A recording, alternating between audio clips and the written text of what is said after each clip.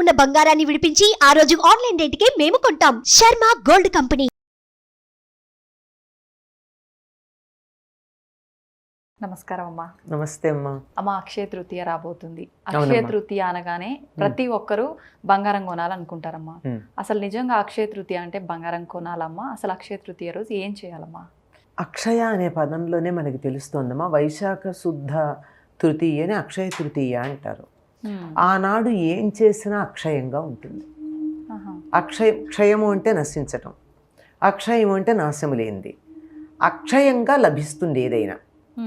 మనం తక్కువ పెట్టుబడితో ఎక్కువ పొందడం అన్నది ఆ రోజు మొదలు పెడితే సంవత్సరం అంతా మన ఇంత పెట్టుబడికి అంత ఫలితం ఉంటుంది. అక్షయ తృతీయ నాడు దానికి సంబంధించింది చెయ్యాలి. ఏది ఇంత పెట్టుబడితో అంత దొరికేటటువంటి ప్రయత్నం చేయాలనుకున్నాం కదా, అట్లాంటి వాటిల్లో ఈనాడు మనం చేసే చిన్న చిన్న దానాల వల్ల ఇంతంత ఫలితాలు ఉంటాయి. ఏం చేయాలని చెప్తారు అంటే, చక్కని కుండ తెచ్చి, ప్రపాదానం అంటారు, అంతకు ముందే తెచ్చి కుండ, ఆ కుండని చక్కగా ఒక రోజంతా నీళ్లతో నానబెట్టి దాని మీద దాంట్లో నీళ్లు పోసి, తాగే నీళ్లు దాని మీద మూకుడు పెట్టి దీన్ని దానం చేసినట్టయితే అంతులేనటువంటి ఫలితం వస్తుందిట. ఒక కుండ దాంట్లో నీళ్ళకి మనం ఖర్చు పెట్టేది ఎంత, అంతులేని పుణ్యం వస్తుంది అంటే దానివల్ల ఫలితం ఎంత. ఇది ఇవాళ చేశామంటే సంవత్సరం అంతా మనకు అటువంటి ఫలితం వస్తూనే ఉంటుంది. అలాగే సువర్ణ దానం చేయమన్నారు, బంగారాన్ని దానం చేయమన్నారు. ఇంత బంగారం దానం చేస్తే అక్షయమైన బంగారం దానం చేసినంత ఫలితం వస్తుందట. తీపి పదార్థాలు దానం చేయమన్నారు, లడ్డూలు మొదలైనటువంటివి. ఇది చేసినటువంటి ఆయన ఏదో చాలా గొప్ప ఫలితాన్ని పొందాడని కథ కూడా చెప్తారు. అలాగే నూలు వస్త్రాలు దానం చేయమన్నారు. అంటే వచ్చేటటువంటిది వేసవి కాలం గనక తెల్లని నూలు వస్త్రాలు దానం చేయమన్నారు. దానితో పాటుగా గొడుగు చెప్పులు దానం చేయమన్నారు. వచ్చేది వేసవి కాలం కదా, ఆ గొడుగుతో ఎండ నుంచి రక్షణ కల్పించుకోవడం జరుగుతుంది, చెప్పుల వల్ల పాదాలు రక్షించబడడం జరుగుతుంది. కనుక ఇవి దానం చేస్తే, కాసిని దానం చేస్తే ఇంత ఫలితం వస్తుంది. ఇది అక్షయ తృతీయ నాడు చేయాల్సింది. మీరన్నట్టు బంగారం అన్నారు, బంగారం కొన్నాం. బంగారం కొంటే ఏం జరిగింది, మీరు ఏదో ప్రస్తుతం ఎంత 50,000 60,000 ఉంది 10 గ్రాముల బంగారం.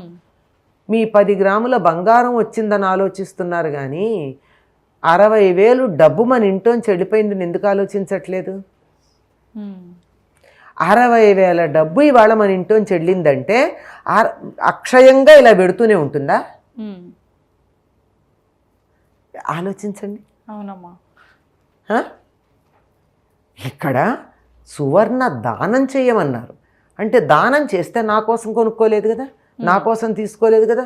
ఇంత 1 గ్రామ్ ఇంకా తక్కువ బంగారం ఎవరికన్నా ఇస్తే దానివల్ల ఇచ్చావు కదా, ఇస్తే వచ్చే ఫలితం ఎంత?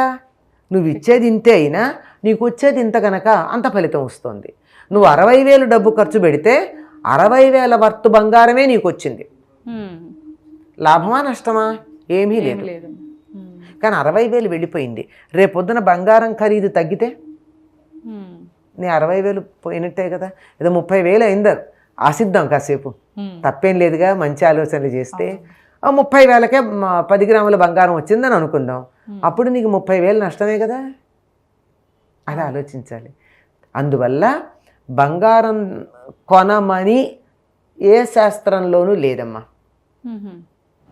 కొనుక్కుంటే మంచిదే, ఎప్పుడప్పుడు కొనుక్కోవాలి కనుక ఇప్పుడు కొనుక్కున్నాను అనుకోండి, ఈ వంకం తప్ప నా భర్త నాకు బంగారం కొనడు అనుకునేటటువంటి, భర్త మీద ఆధారపడి ఉండేటటువంటి భార్యలు ఎవరైనా ఉంటే వాళ్ళు కొనుక్కోవచ్చు. భార్యకి బంగారం కొనిపెట్టడానికి ఆలోచించేటటువంటి భర్త ఉన్నా వాళ్ళ సంబంధం. అంతేగాని ఎక్కడ బంగారం కొనమని చెప్పినటువంటిది శాస్త్రంలో లేదు. బంగారం దానం చేయమన్నారు. బంగారం అందరం దానం చేయలేకపోవచ్చు, మంచినీళ్ళ కుండ దానం చేయగలం కదమ్మా. అవునమ్మా. ఎంత ఉంటుందో 25, 30, 100 ఉంటుంది. 100 రూపాయలు మించి ఉండకపోవచ్చు కుండ. కొనుక్కుని దాంతోపాటు నీళ్లు నింపి ఇవ్వండి ఎవరికన్నా. అంతకు మించింది ఏముందమ్మా? నీళ్లకున్న పేరేమిటి? జీవనం అని. అంటే ప్రాణం ఇచ్చాం, ప్రాణాన్ని దానం చేసామంటే అంతులేనటువంటి మనకి ఫలితం ఉంటుంది. ఇటువంటివి దానం చేయమన్నారు కానీ బంగారం కొనమని ఎక్కడా లేదమ్మా. కొనుక్కోవద్దని చెప్పను కానీ కొనమని శాస్త్రంలో లేదని నిక్కచ్చిగా చెప్తా. చాలా చక్కగా తెలియజేశారమ్మా, ధన్యవాదాలు. సుమన్ టీవీలో మీ పర్సనల్ అండ్ బిజినెస్ ప్రమోషన్స్ కోసం కింది నెంబర్కి కాంటాక్ట్ చేయండి.